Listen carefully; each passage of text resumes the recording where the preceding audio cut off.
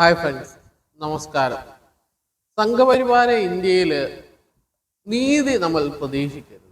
എപ്പോൾ വേണമെങ്കിലും നമ്മൾ ആരെ വേണമെങ്കിലും RSSനെയും സംഘപരിവാരത്തെയും നരേന്ദ്രമോദിയെയും BJPയെയും അവർ കൊണ്ടുവരുന്ന നിയമങ്ങളെയും ഭേദഗതി ബില്ലുകളെയും എതിർക്കുന്ന ആരെ വേണമെങ്കിലും എന്ന് വേണമെങ്കിലും ഏത് സമയത്ത് വേണമെങ്കിലും അവർക്ക് അറസ്റ്റ് ചെയ്യാൻ സാധിക്കും.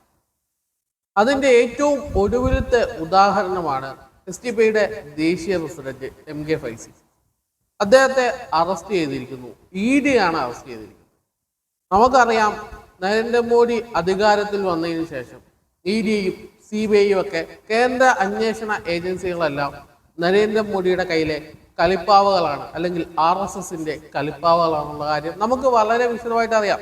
കാരണം രാജ്യത്ത് ഒരു MPയോ MLA ഒന്നും ഇല്ലാത്തൊരു പ്രസ്ഥാനം, തദ്ദേശ സ്വയംഭരണ സ്ഥാപനങ്ങളിൽ കൃത്യമായിട്ട് പഞ്ചായത്ത് തലങ്ങളിൽ അല്ലെങ്കിൽ ജില്ലാ പഞ്ചായത്ത് വരെ മാത്രം ജനപ്രതിനിധികളുള്ള പ്രസ്ഥാനം, അവർ രാജ്യത്തെമ്പാടും ഈ കഴിഞ്ഞ ദിവസങ്ങളിൽ വഖഫ് ഭേദഗതി ബില്ലിനെതിരെ വമ്പിച്ച സമരങ്ങളും സമര പ്രഖ്യാപനങ്ങളും നടത്തി.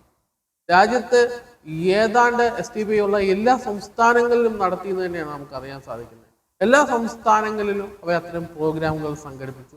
ആ വഖഫ് ഭേദഗതി ബില്ലിനെതിരെ ജനങ്ങളെ ബോധവൽക്കരണം നടത്തിക്കൊണ്ടിരിക്കുന്നു. ഇതിൻ്റെ ഇടയിലാണ് EDയെ കാണിച്ചുകൊണ്ട്, നമുക്കറിയാം, EDയെ കാണിച്ചുകൊണ്ട് ആദ്യമായിട്ടൊന്നുമല്ല നരേന്ദ്രമോദി ഒരാളെ അറസ്റ്റ് ചെയ്യുന്നത്.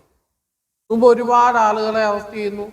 ഇതിനിടയ്ക്ക് തന്നെ നമ്മൾ ഈ വീഡിയോ ചെയ്യുന്നതിൻ്റെ മുമ്പ് തന്നെ 2-3 ദിവസം മുമ്പ് തന്നെ ED അറസ്റ്റ് ചെയ്ത ഈ കള്ളപ്പണ വിഷയത്തിൽ അറസ്റ്റ് ചെയ്ത പലരെയും സുപ്രീം കോടതി, ഹൈക്കോടതി അടക്കമുള്ള രാജ്യത്തെ കോടതികൾ വെറുതെ വിടുന്ന സ്ഥിതിവിശേഷം ഉണ്ടായി.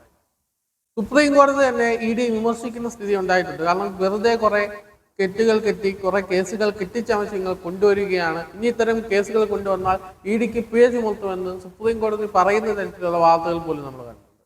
അപ്പോൾ RSSന്റെ ലക്ഷ്യം RSSനെതിരെ സംസാരിക്കുന്നവരെ ഒന്ന് ഭയപ്പെടുത്തുക എന്നുള്ളതാണ്. അത്തരം ഭയപ്പെടുത്തലിന്റെ ഭാഗമായിട്ട് തന്നെയാണ് MK ഫൈസിനെ അറസ്റ്റ് ചെയ്തിരിക്കുന്നത് നമുക്ക് മനസ്സിലാക്കാൻ സാധിക്കും. കാരണം വഖഫ് ഭേദഗതി ബില്ലിനെതിരെ ഇതിനു മുമ്പ് പോപ്പുലർ ഫ്രണ്ട് എന്ന് പറയുന്ന ഒരു സംഘടന നിരോധിച്ചിട്ടുണ്ടായിരുന്നു. ആ സംഘടനയുടെ പണവുമായിട്ട് ബന്ധപ്പെട്ടിട്ട് അതിന്റെ കേസിലാണ് SDPI ദേശീയ അധ്യക്ഷനെ അറസ്റ്റ് ചെയ്തിരിക്കുന്നത്. നമുക്കറിയാം, പോപ്പുലർ ഫ്രണ്ട് നിരോധിക്കുന്ന സമയത്ത് പോപ്പുലർ ഫ്രണ്ടിന്റെ നേതാക്കന്മാരെയൊക്കെ അറസ്റ്റ് ചെയ്തു. ഒരുപാട് ആളുകളെ EDയുടെ കേസിൽ അറസ്റ്റ് ചെയ്തിട്ടുണ്ട്, NIA അറസ്റ്റ് ചെയ്തിട്ടുണ്ട്. അങ്ങനെ ഒരുപാട് കേസുകൾ പ്രകാരം പല ആളുകളും രാജ്യത്തെ വിവിധ ജയിലുകളിലാണ്.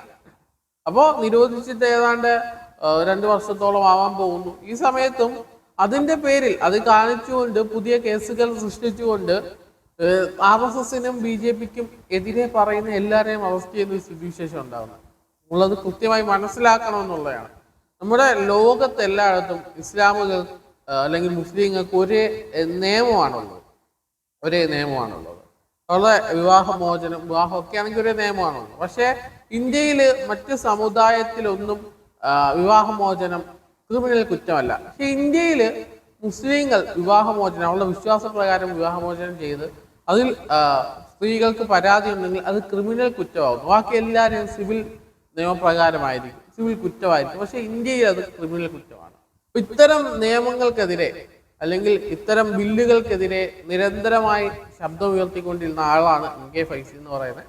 അദ്ദേഹത്തെയാണ് EDയെ കാണിച്ചുകൊണ്ട് അല്ലെങ്കിൽ ED കേസ് കൊടുത്തി അറസ്റ്റ് ചെയ്തിരിക്കുന്നത്. നമുക്കറിയാം, കുറെ നാൾ തടവിലിടും, അതിനുശേഷം ഈ കേസ് തള്ളിപ്പോകും. കാരണം ED കൊണ്ടുപോകുന്ന എല്ലാ കേസുകളും തള്ളിപ്പോയിട്ടുണ്ട്. കള്ളപ്പണ കേസിൽ അറസ്റ്റ് ചെയ്ത എല്ലാവരും പുറത്തു വന്നിട്ടുണ്ട്. സത്യം ഒരു നാൾ തെളിയും. കാരണം RSS ഭരിക്കുന്ന ഇന്ത്യയിൽ നീതി എന്നത് സ്വപ്നം മാത്രമാണ്.